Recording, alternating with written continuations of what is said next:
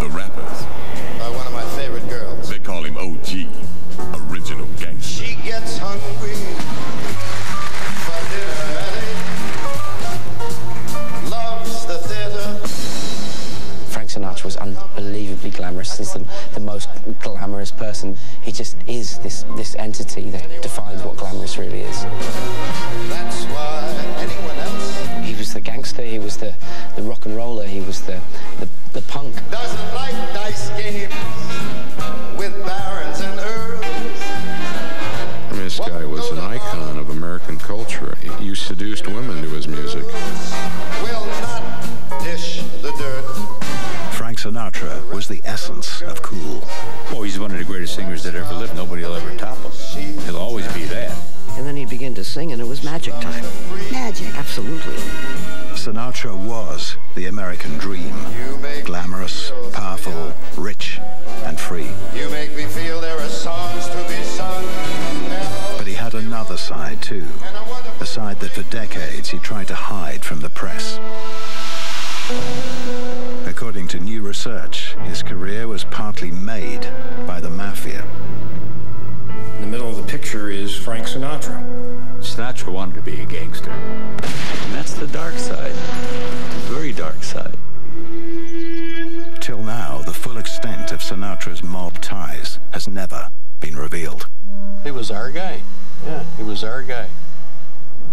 The mafia held Hollywood in its grip. I think Frank realized power is it in Hollywood. And in those days, the mafia was ferociously powerful. When anybody can get you killed, they're powerful. And they could get you killed. That fast. Sinatra seemed blind to their violence. I always wondered if Frank, it was as if he had two separate hearts, one to pump the warm blood and one to pump the cold blood. No comment. He was close to gangsters. No comment. They seek us out, and I'm not being frivolous about it, but they're kind of starstruck.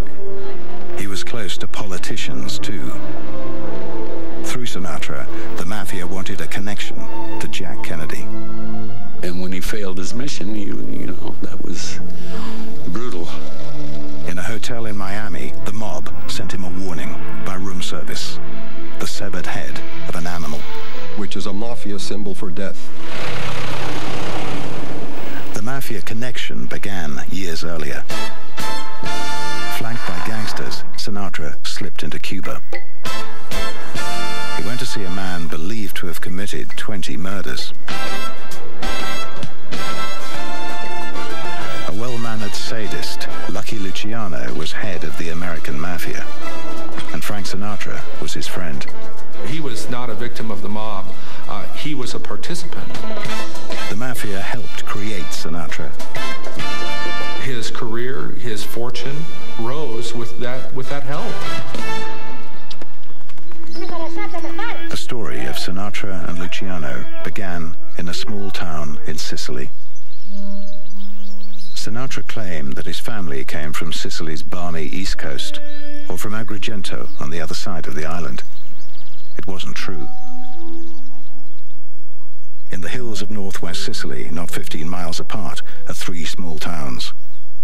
Corleone, made famous by The Godfather. Prizzi, as in Prizzi's honor. And La Cara Freddi. Together, they comprise the mafia's heartland. Dirt-poor La Cara was known for only one thing, being the birthplace of Lucky Luciano. As we now know, Sinatra's family came from here too. Evidence we uncovered in the United States, as well as in churches in Sicily, and the work of a professional genealogist, established that Sinatra's family came from the same small village in Sicily as Lucky Luciano. Luciano's family and Sinatra's family lived on the same small street at the same time. They were buried in the same churchyard. They were baptized in the same church in the same font. Yet Sinatra always blurred his family's origins. Almost certainly he did so deliberately to obscure the fact that his family had come from the same village in Sicily as Lucky Luciano. Separately, the Lucianos and the Sinatras arrived in America. The Lucianos made for Manhattan. The Sinatras for New Jersey, across the Hudson River. Hoboken wasn't exactly glamorous, but nor was it the worst place to wind up in America. Immigrants fought for control of the piers where ships unloaded. I actually heard about 5 guys getting killed in the town, trying to take over the piers. The Italians lived on one side of town, the Irish on the other. They dismissed the Italians as dirty and criminal, wops and dagos. Both sides had gangs, but only the Italians had the mafia. Its malign star was Al Capone.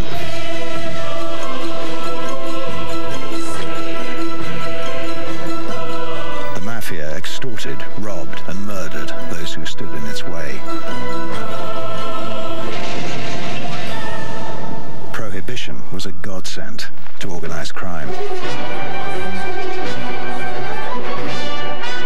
Hoboken teemed with gangsters. Alcohol was smuggled into its port. Sinatra's father was a boxer who worked for the bootleggers. It was rough, really rough. We had everything there. We had the bootleggers there. We had the waterfront tough guys. His mother, Dolly, was a midwife who dabbled in politics. During Prohibition, they ran a bar. Born in this lawless town, Sinatra grew up to respect power and the gangsters who wielded it. It was just another form of power, I think.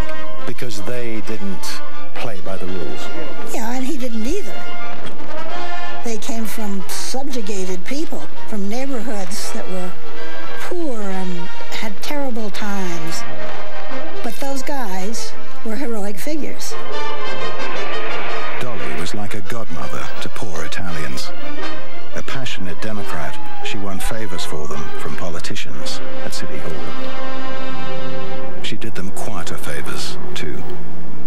You don't like the word abortionist? Abortion? No. No.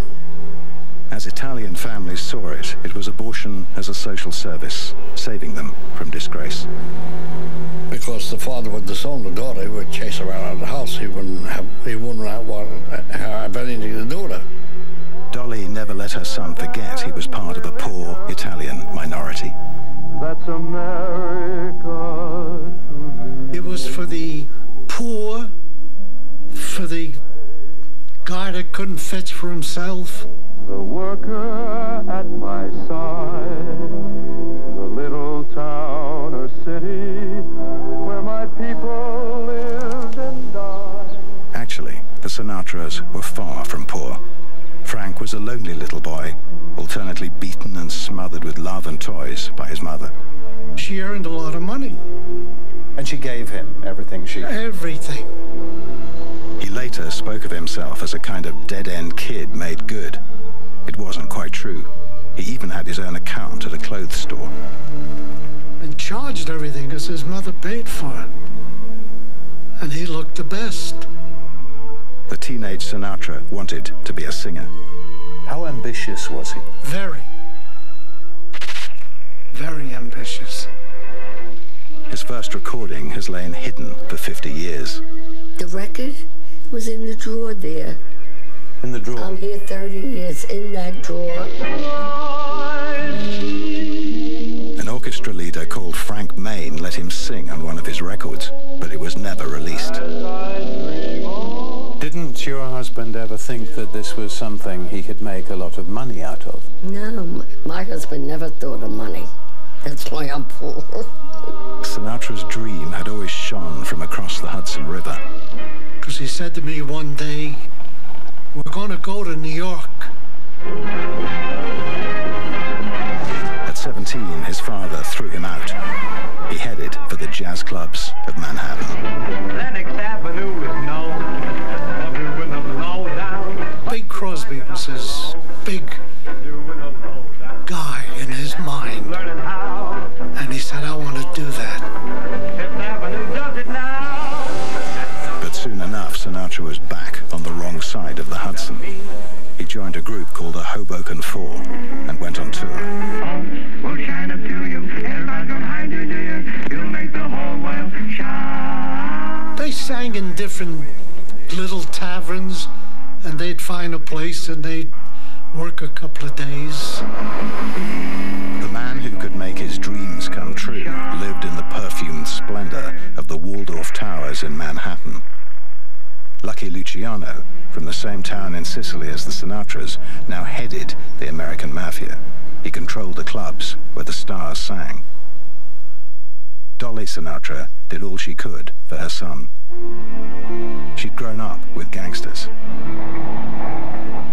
Later, she came to know a mafioso called Jimmy Blue Eyes Allo, who'd known Sinatra since he was a kid. This is my uncle on the left with Dolly and Marty Sinatra. Were they close to each other? Oh, yes. Allo, in turn, was close to Lucky Luciano. He said he was a very nice guy.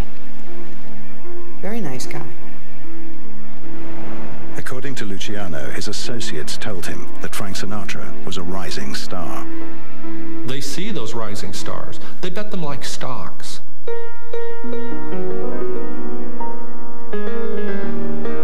Pianist Chico Scimone has disclosed for the first time that the mob gave Sinatra a secret audition. It was organized by cronies of Lucky Luciano.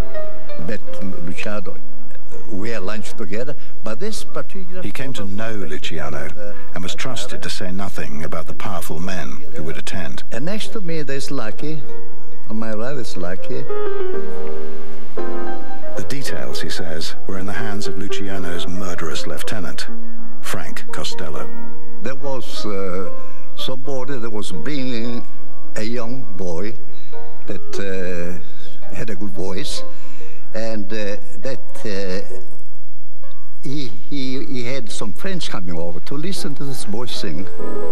The friends were other mobsters. So I played for him, and he sang. Sinatra, he says, was confident. The mobsters were impressed. He wasn't panicky or something like that. Sang a beautiful song, night and day, not a giorno. I think of you day and night, night and day. Why is it so? Scimone has chosen not to tell his story before. Never out talk, never, always. My mouth shut. The mob saw Sinatra as a potential earner. Their business is money. It is not personalities, it's not awards, it is money. If he wanted to work in the clubs, he had to work for organized crime because they owned every club. New York, Florida, they owned them all. And they owned the record companies, they made the records, they owned the jukeboxes, they told the disc jockeys what song to play on the radio. He had no choice. None at all. A U.S. Bureau of Narcotics document later called Sinatra a front for the big mob. Luciano's henchman, Frank Costello, had helped discover him. Did Frank know Frank Costello? Yes, very well. Pretty powerful people. Mm-hmm. Very powerful. When anybody can get you killed, they're powerful. And they could get you killed. That fast. Sinatra was trapped in a relationship with the most powerful mafioso of them all, Lucky Luciano. But you know what you're getting into life. If somebody tells you there's a trap over here and a trap over there, you try to walk in the middle. So he knew what he was signing up to. He knew what he was doing at all times. Broadway, Mazda Lane, the kaleidoscopic pattern of thousands of... Sinatra, it seemed, didn't want to escape. The mob could give him what he wanted. He admired their dark mystique. Restaurants, clubs, theaters... You never stop wanting. What's next? Until I hear you at the door. You can't have it all. And he wanted it all. Saturday night is the loneliest night of the week. Trumpeter Harry James hired him for a national tour. Did you feel excited to... Oh, absolutely. I didn't know what the rush was, but I could feel it, you know. Sinatra's new wife, Nancy, came along and made the sandwiches. Until you're in my arms once more. Soon, he joined bandleader Tommy Dorsey. In 1942, he opened solo in Times Square. These thousands of screaming girls, the vibrations in the air, the sound was awesome and frightening. This was how it began for Frenk Sinatra, a man who was to become a legend in his time. Really, to me, terrifying, because it was inhuman almost. It was, you know, out of the range of anything I'd ever heard before. I hear music when I look at you. And I never saw anybody reach and hold an audience the way Frank did. Down deep in my heart. Magic. Exempted from military service in World War II because of a punctured eardrum, Sinatra fought his war from Hollywood. By the end of the war, he was a screen idol. This is success. People wanting him, personally, sexually. He'd bring starlets to his apartment high over Los Angeles. We went inside. The lights were soft and it was beautifully decorated. It was really elegant. Frank was very much into elegance. And the curtains were open. And the whole city, it was a beautiful, clear night. The whole city was just twinkling like a little jewel box. It was so beautiful. Dreaming of a song. To be there with Frenk Sinatra, I'm 18 years old. He's the king of the world, just about, and I'm with him. And there it is, Hollywood, beckoning. When our love was Powerful, powerful magic. and each His wife, Nancy, was expected to stay home and bear children. When you have the access to beautiful women, they couldn't resist him. She knew that. He sang love songs of love lost, as if he'd lived them himself. The charisma was incredible. He would walk out onto the stage and without opening his mouth to sing one note, the audience was in his hand immediately. stars were bright, you I'm sure every woman thought he was singing to them, including me. I thought, sure, that song was for me. Every woman felt that. of paradise where roses grew. Offstage, he could be equally tender. Very, very romantic. And I'm sure any woman who was ever involved with him would tell you this. Tender, sweet. He did make you feel as if you were the only one in the world. My stardust melody,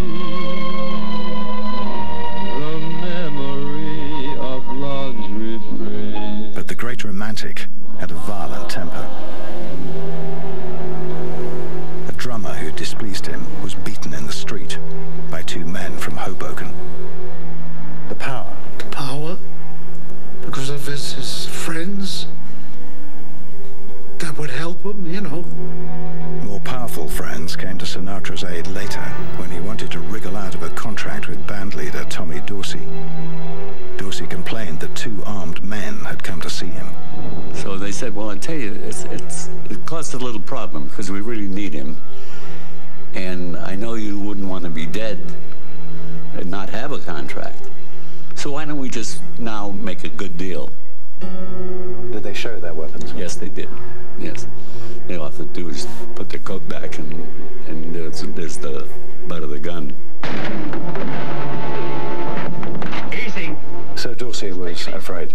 Oh, yeah. He said there was nothing in the world I was going to do then. Give my regards to Martha. That's how Frank's career zoomed. Robin Hood. One of the gunmen was a mafia pal of Frank Sinatra and a powerful associate of Lucky Luciano. Luciano himself was now in jail, his power undiminished, his word law. After the war, he was deported to Italy.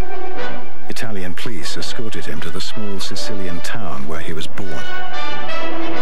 The same town that also spawned the Sinatras, La Freddi.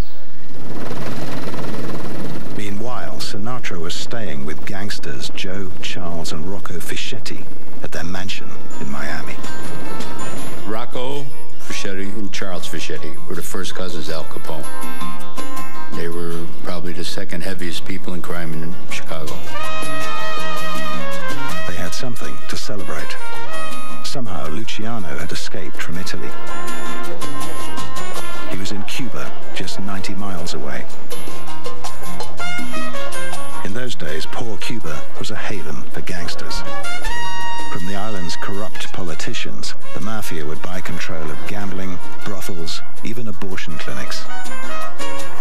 Every appetite that couldn't be legally satisfied in the United States. Brothers sold their sisters in doorways, while the mafia made a fortune.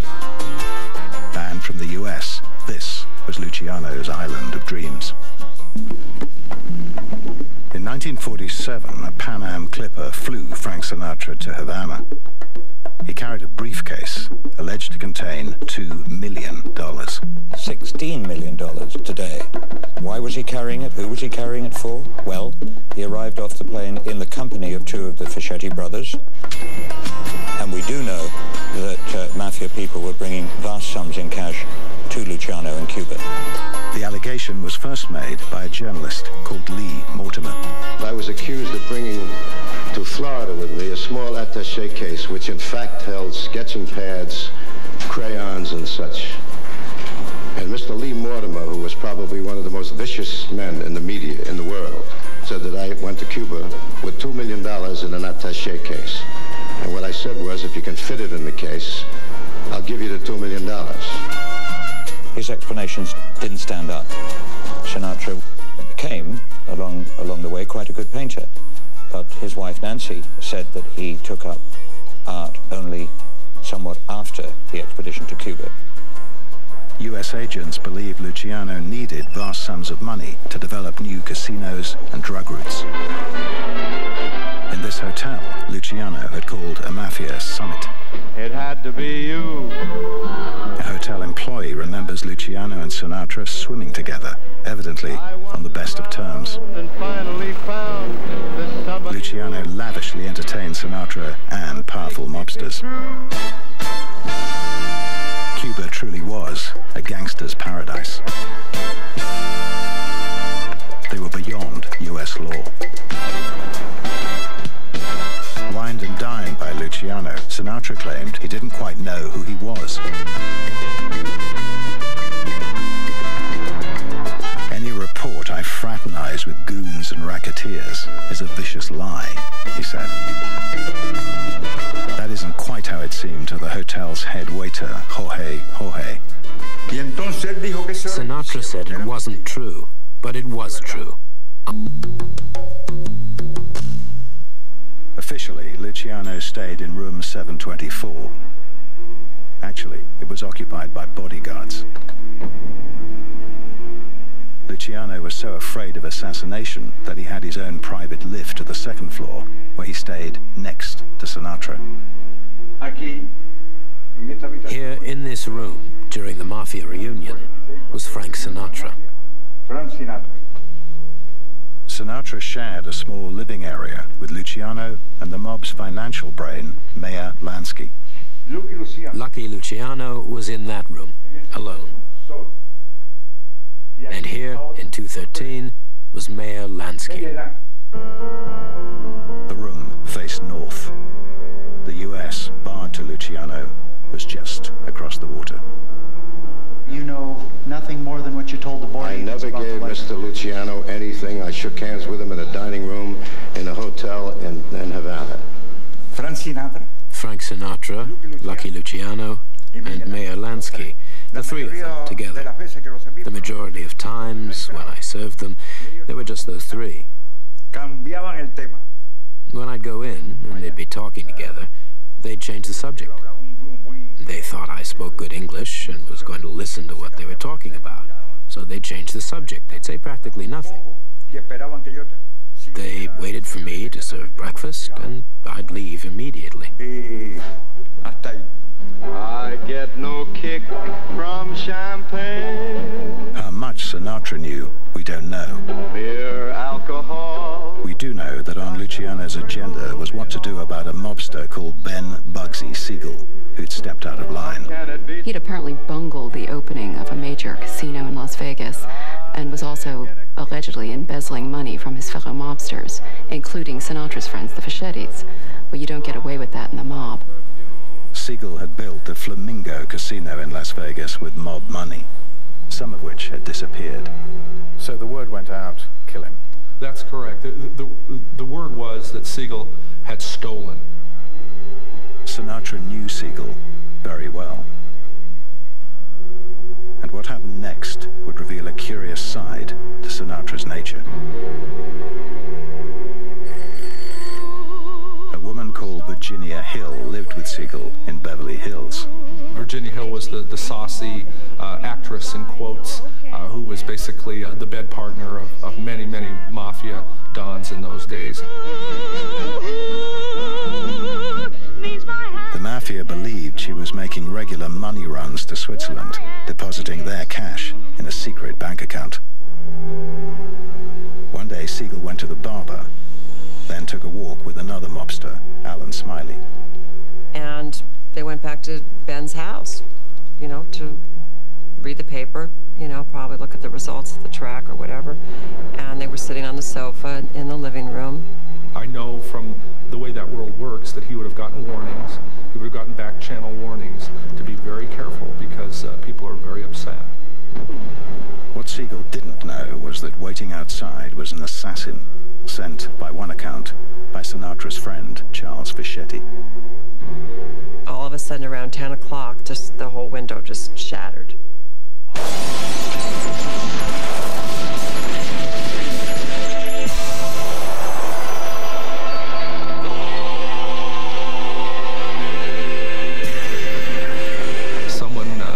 Some lattice work outside, propped up a carbine, and blew his head off. Blew one of his eyes all the way across the room. Lights out for Benny. What were his injuries? What had happened to him?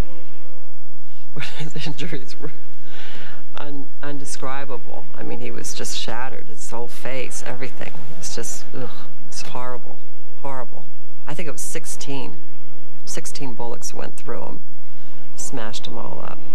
On some bizarre impulse, Sinatra insisted on taking his then-girlfriend to toast Siegel's memory.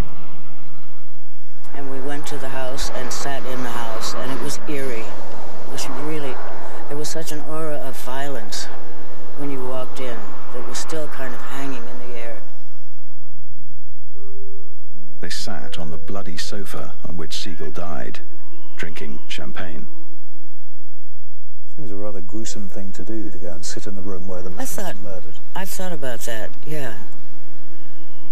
I don't think that was part of it, although you never know. Frank was many layers of a person. And maybe that was part of it. Maybe there was a ghoulish kind of attraction. To his valet, Sinatra seemed indifferent to mafia violence.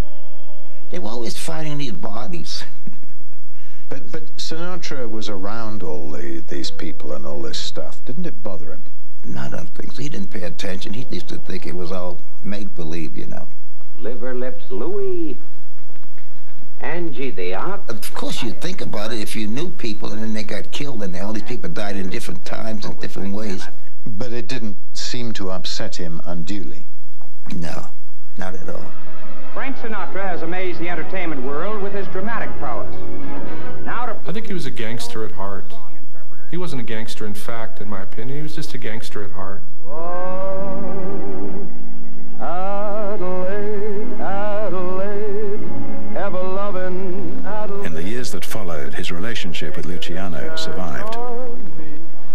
Checking into a hotel in Rome, Sinatra's valet was shocked to see Luciano sitting motionless in the shadows. Luciano rose and kissed Sinatra. For a moment, he wondered if it was the kiss of death. He said, hey, what's he doing here? He was waiting for him to come. He knew he was coming to town, so Lucky was sitting up there waiting for him, just to say hello. Boy, it scared the shit out of him and everybody else, didn't it? My funny Valentine, sweet comic Valentine. Until the day Luciano died, Sinatra, it seemed, would continue to take huge risks for him. Reports came into the FBI for years after the Cuba episode that Sinatra was carrying money to Luciano in Italy, as he supposedly had, to Cuba. Unphotographable. The mob could make an entertainer, Yet you're my favorite. but the stench of organized crime could also help break him. Sinatra was dead wrong if he thought that his cavorting with Lucky Luciano in Cuba was going to escape public notice. He was beginning a downward spiral that would almost destroy him. William Randolph Hearst was the only man ever able to indulge... Newspaper magnate William Randolph Hearst liked neither Sinatra's mob connections nor his politics. Fighting giant of journalism with all his vast... Hearst was a virulent anti-communist. Sinatra, a well-known liberal. What's he got, smallpox or something? We don't like... His short film, The House I Live In, preached racial and religious harmony. Now, hold on. God created everybody.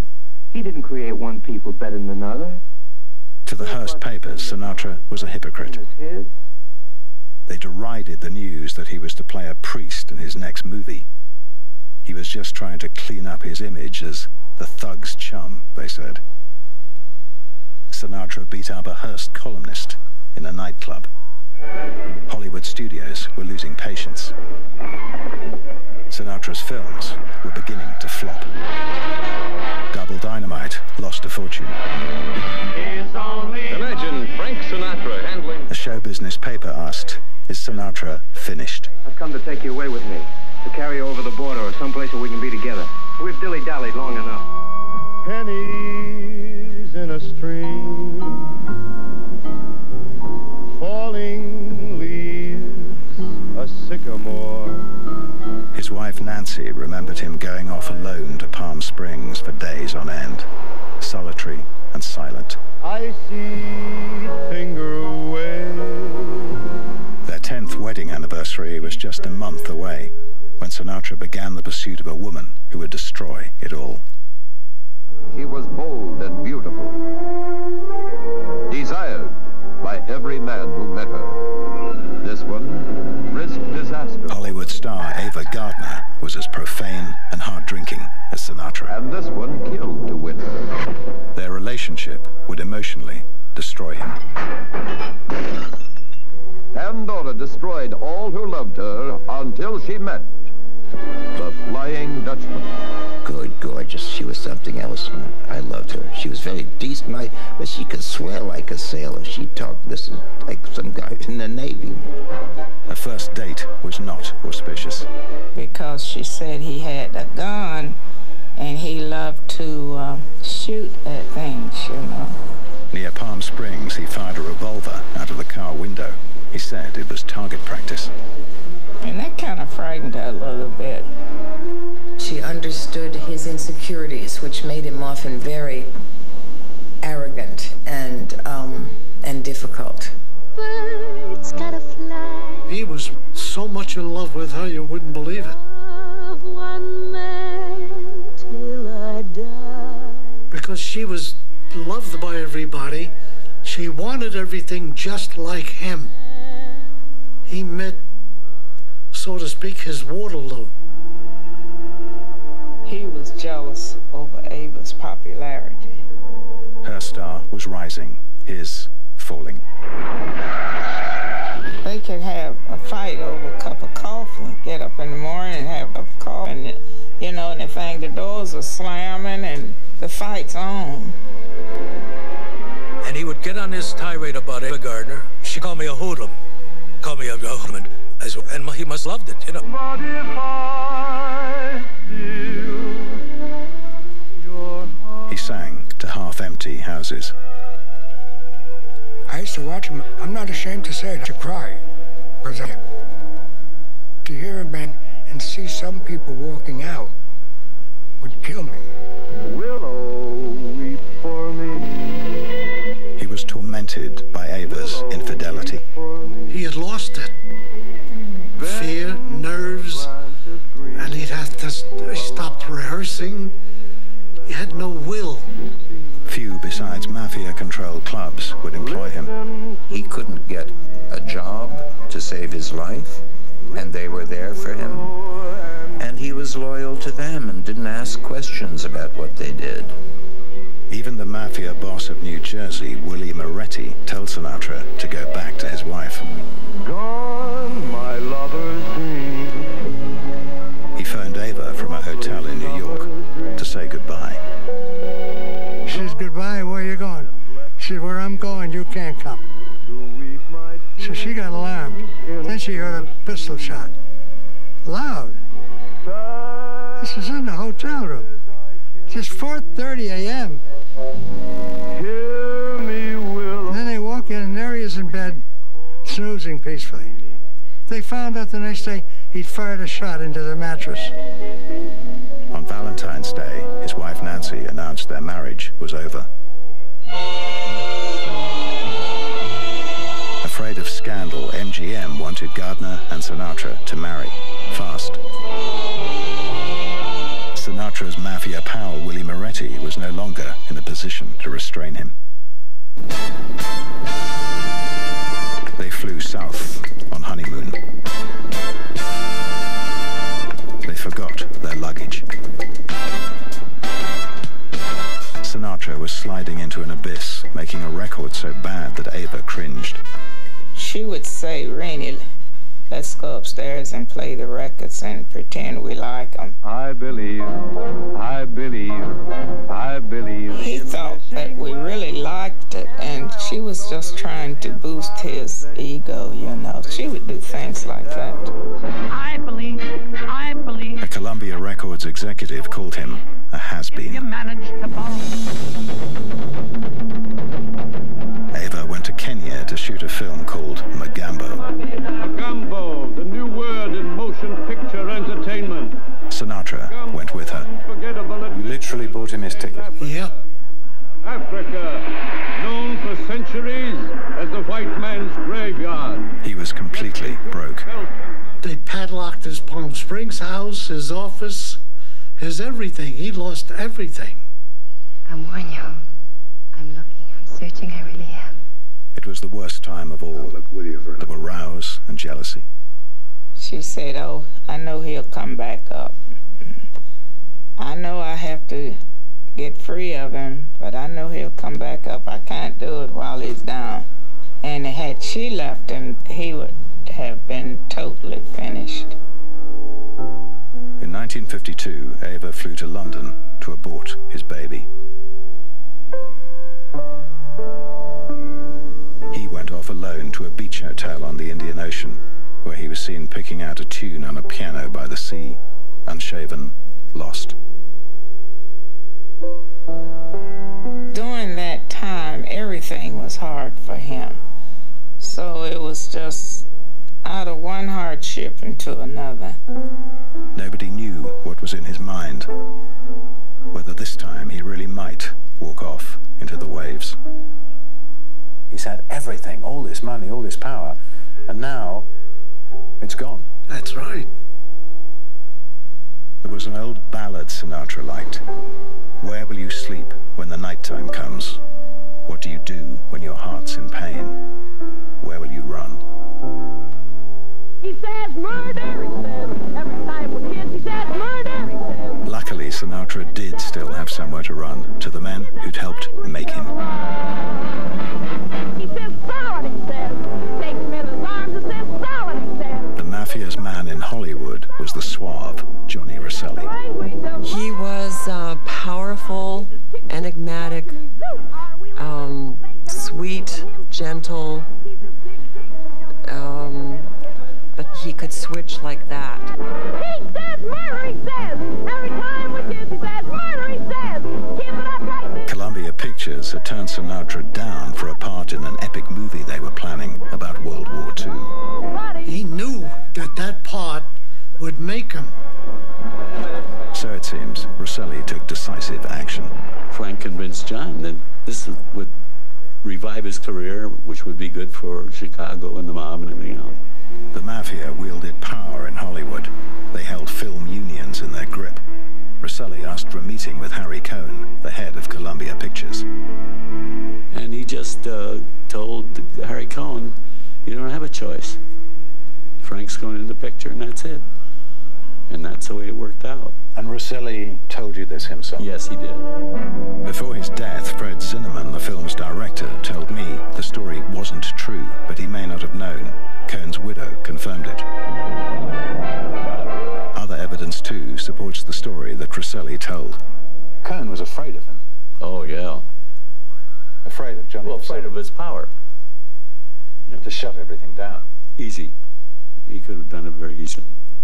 The film was called From Here to Eternity.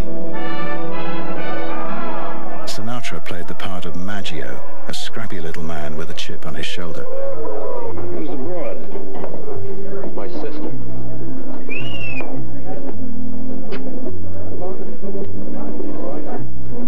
What he desperately wanted now was an Oscar.